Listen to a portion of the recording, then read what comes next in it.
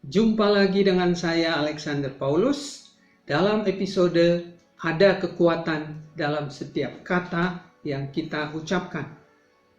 Ada 4 hal yang akan saya bahas dalam episode ini. Yang pertama, bahwa selalu akan ada 2 sisi dari setiap kata yang kita ucapkan. Yang kedua, bahwa kata-kata kita memiliki kekuatan untuk mengubah. Yang ketiga, kata-kata bisa menjadi bumerang bagi kita jika kita tidak berhati-hati.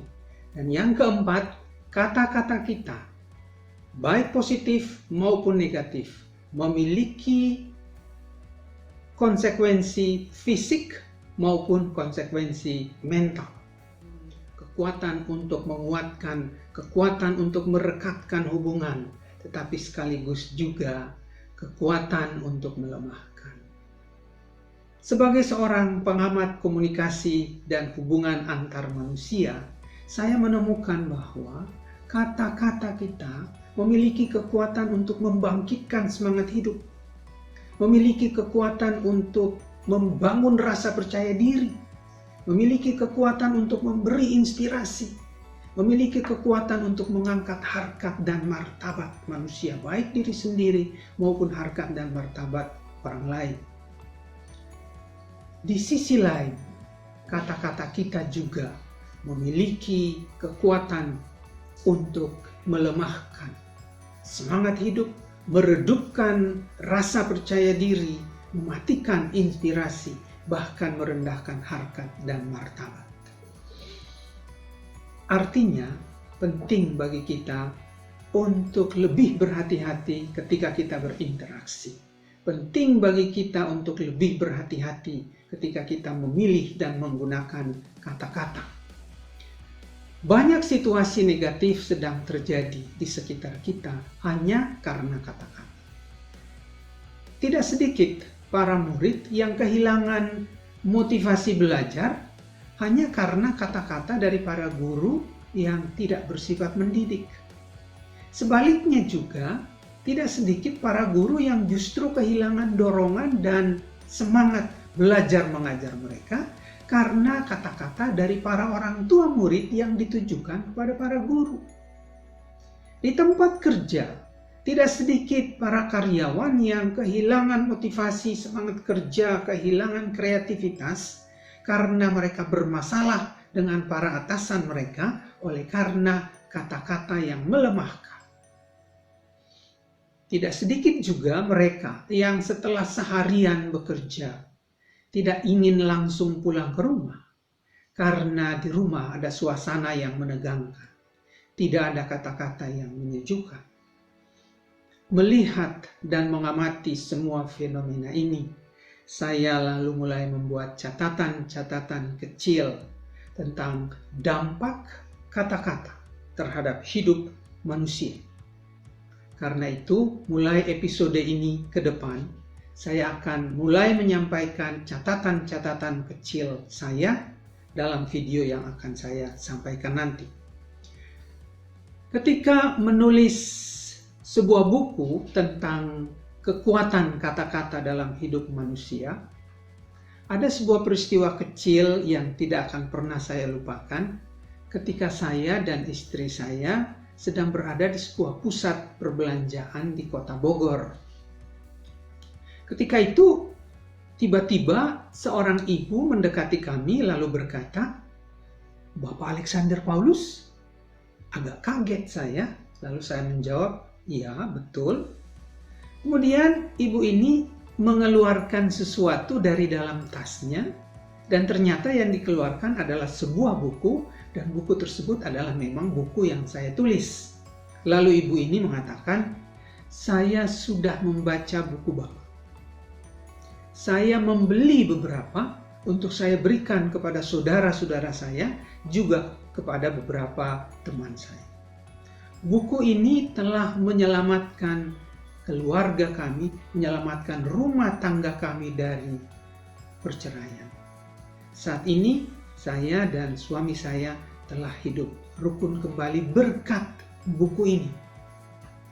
Lalu beliau kembali mengucapkan terima kasih. Sahabat-sahabat A+ yang baik, saya menulis buku tentang kekuatan kata-kata dalam hidup. Oleh karena selain saya mengajarkan tentang komunikasi dan hubungan antar manusia, saya juga senang mengamati pola-pola komunikasi dan interaksi manusia di dalam keluarga, di tempat kerja, di sekolah, dan di banyak tempat yang lain. Dalam percakapan saya dengan banyak orang, saya senang mengajukan beberapa pertanyaan seperti, apakah Anda ingin memiliki hidup yang berarti? Apakah Anda ingin memiliki hubungan yang lebih harmonis dan lebih indah dengan orang lain dalam keluarga, di tempat kerja, di sekolah, dalam masyarakat?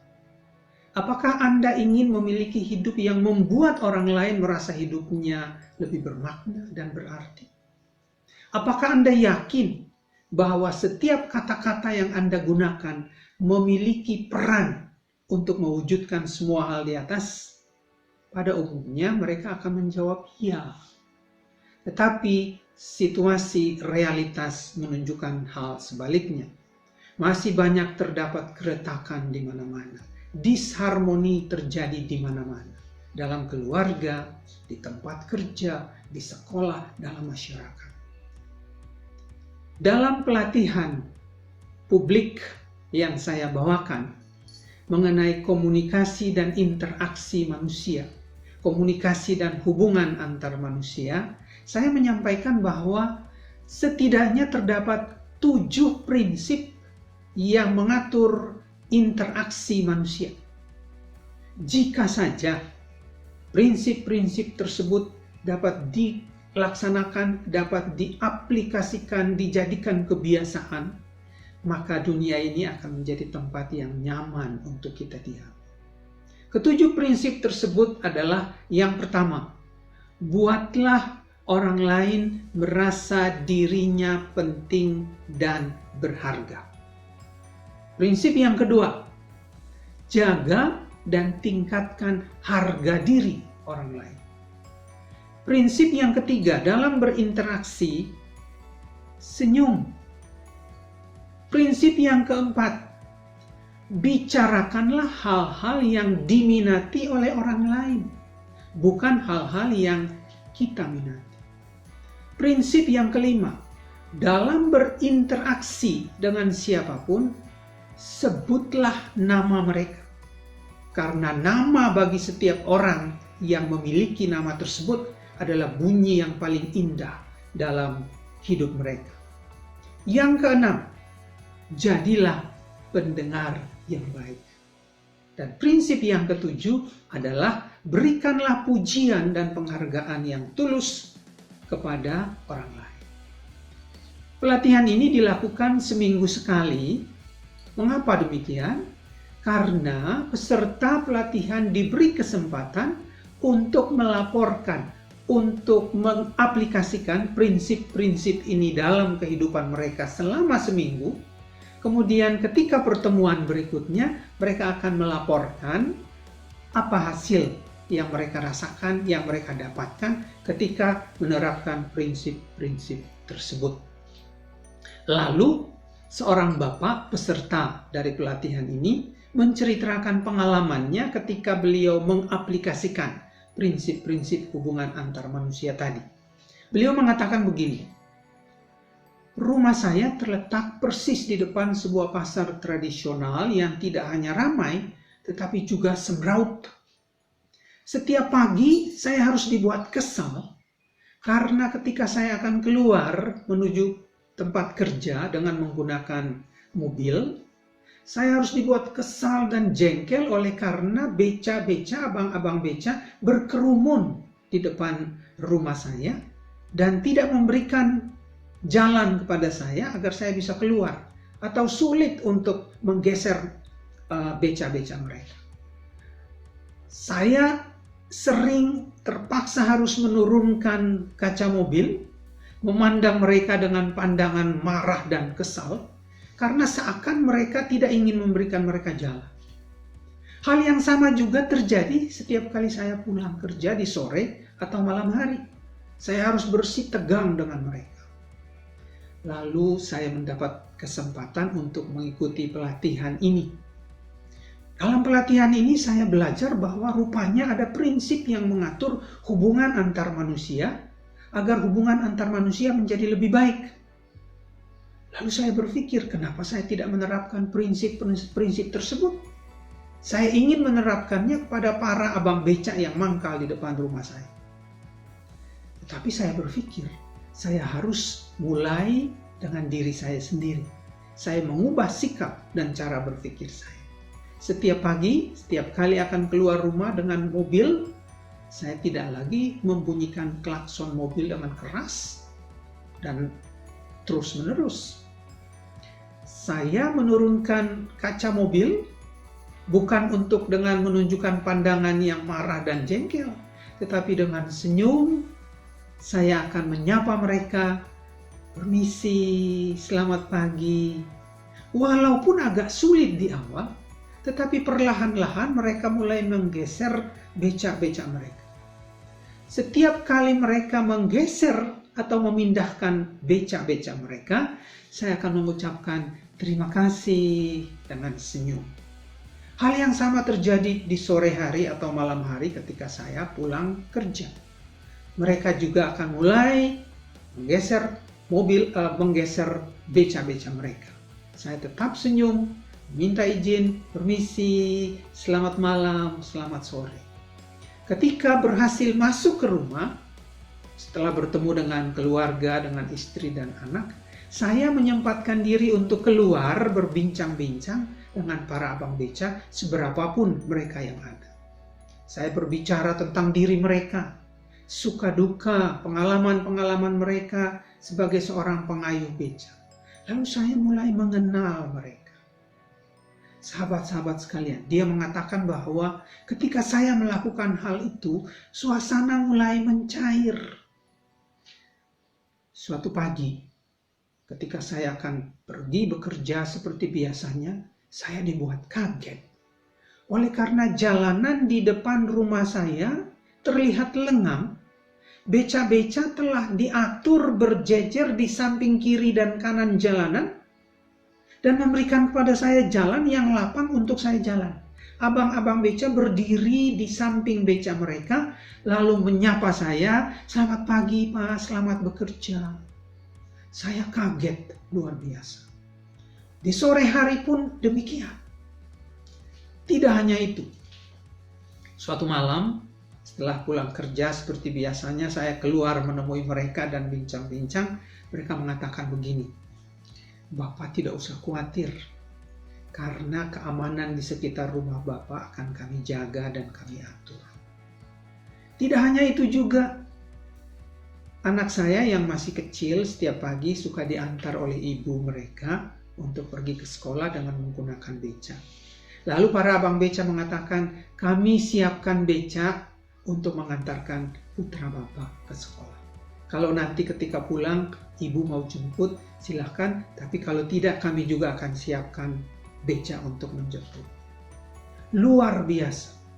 Lalu bapak ini mengatakan demikian, "Saya akhirnya sadar bahwa kata-kata yang diucapkan secara positif dan tulus kepada orang lain memiliki kekuatan yang luar biasa. Tidak hanya mampu mengubah diri saya sendiri, tetapi juga mampu mengubah orang lain. Ketika Anda mengubah kata-kata Anda mengubah dunia Anda. When you change your word, you change your world. Ini luar biasa. Tetapi sebaliknya, ketika kita tidak menggunakan kata-kata secara baik dan benar, ketika kita tidak berhati-hati di dalam menggunakan kata-kata, maka kata-kata kita bisa menjadi bumerang bagi diri kita sendiri. Ketika masih kuliah di daerah Salemba, saya suka mengunjungi saudara saya yang berdiam di daerah Senen. satu daerah yang padat penduduknya, rumah-rumahnya berdempetan.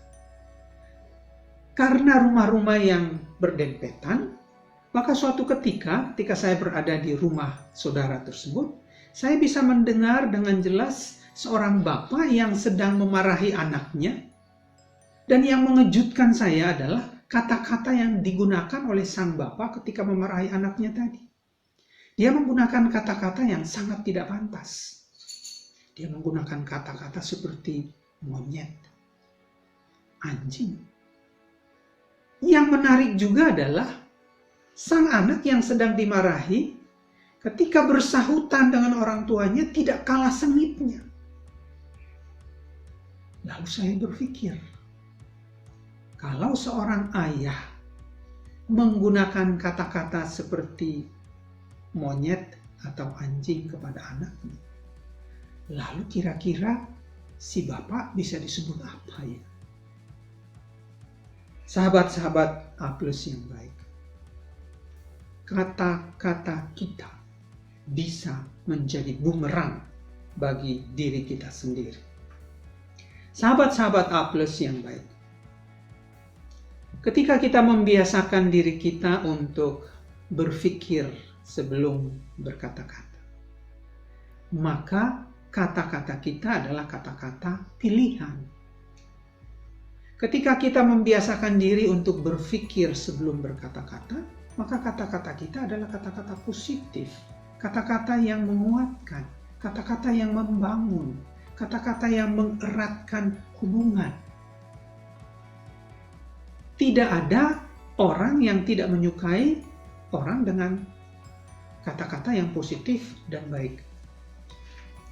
Sahabat-sahabat A+, bayangkan apabila Anda mendengar kata-kata yang diucapkan pada diri Anda. Misalnya, Anda mendengar orang mengatakan, kamu gagal, kamu bodoh, kamu sial, kamu pemalas, dan kata-kata negatif yang lain. Apa kira-kira perasaan Anda? Anda akan mungkin merasa sedih. Anda mungkin akan merasa marah. Anda akan mungkin merasa tidak percaya diri. Anda merasa rendah diri. Anda merasa hilang percaya diri Anda. Anda merasa tidak berharga. Dan bayangkan kalau perasaan dan pikiran ini terus berdiam di dalam diri Anda. Terus tersimpan di dalam pikiran bawah sadar Anda. Akan menjadi seperti apa? Anda akan menjadi seperti yang Anda rasakan, seperti yang Anda pikirkan. Karena kata-kata yang masuk di dalam diri Anda, atau kata-kata yang Anda sampaikan dan masuk dalam pikiran orang lain, memiliki konsekuensi. Yang tadi seperti yang saya katakan di awal. Jadi, kata-kata yang negatif, seperti contoh tadi, akan membuat seseorang merasa tidak berharga. Akan merasa kehilangan rasa percaya diri. Akan merasa ditolak. Akan merasa rendah diri. Sebaliknya, jika Anda mendengar kata-kata yang disampaikan pada diri Anda seperti kamu hebat, kamu luar biasa, kamu bisa sukses, tulisanmu bagus, kira-kira apa yang Anda rasakan? Anda akan merasa positif. Anda merasa diterima. Anda merasa dihargai. Anda merasa percaya diri. Anda merasa bangga. Karena kata-kata yang positif yang Anda terima. Bayangkan peran Anda juga dalam membangun orang lain ketika Anda mengucapkan kata-kata yang sama. Yang membangun, yang menguatkan, yang membuat orang bangkit semangat hidup. Jadi, sahabat-sahabat A+ yang baik, ada korelasi antara kata-kata yang kita ucapkan dengan kondisi fisik dan kondisi mental seseorang.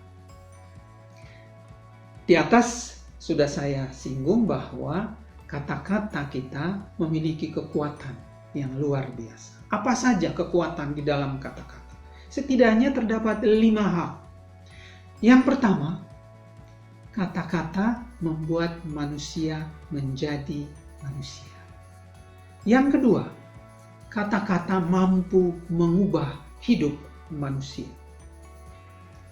Yang ketiga, kata-kata memiliki kekuatan untuk membangun, tetapi sekaligus juga kata-kata memiliki kekuatan untuk melemahkan dan menjatuhkan. Yang keempat, kata-kata mencerminkan siapa diri kita. Dan yang kelima, kata-kata yang kita ucapkan atau yang kita tulis pada dasarnya adalah pilihan kita. Karena itu, mulai episode ini dan beberapa episode ke depan secara berseri, saya akan mulai berbicara tentang catatan-catatan kecil yang saya buat mengenai dampak kata-kata dalam hidup manusia. Yang pertama, saya akan berbicara tentang ada kaitan antara pikiran dan kata-kata yang kita ucapkan. Yang kedua, saya akan berbicara tentang kata-kata yang membangun dan kata-kata yang memberi harapan itu seperti apa. Yang ketiga, saya akan berbicara tentang kata-kata yang membangun di tempat kerja, antara atasan dan bawahan, antara bawahan dengan atasan, antara sesama rekan kerja. Yang keempat, saya akan berbicara tentang kata-kata yang membangun di sekolah, antara guru dengan murid. Yang kelima, saya akan berbicara tentang kata-kata yang membangun dalam keluarga. Dan juga saya akan berbicara tentang 10 ciri orang yang memiliki pola pikir yang positif. Sahabat-sahabat A+ yang baik, bahasa menunjukkan bangsa. Kita adalah apa yang kita pikirkan dan apa yang kita katakan. Karena itu, semua yang benar, semua yang mulia, semua yang suci, semua yang adil, semua yang sedap didengar, semua yang disebut kebajikan dan patut dipuji, pikirkan dan perkatakanlah itu. Saya Alexander Paulus, sampai jumpa dalam episode berikutnya. Jangan lupa like dan subscribe channel ini agar kita bisa terus hadir, kita bisa belajar, bertumbuh bersama, meraih prestasi A+. A+, your self-improvement partner.